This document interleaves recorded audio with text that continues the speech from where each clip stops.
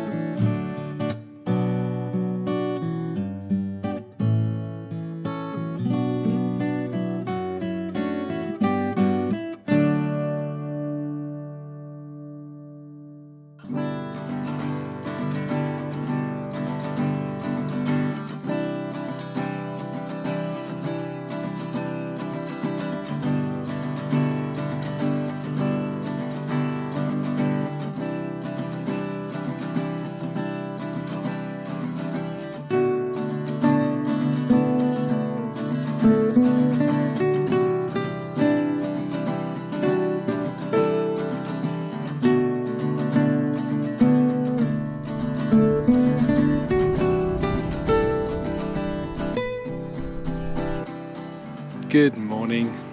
It is the spring equinox. A beautiful day. We've almost finished with the plasterboards, and Pep's just gone to pick up the rest. The old house is still standing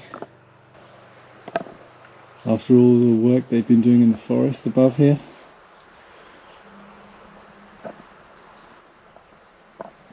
Which is pretty good.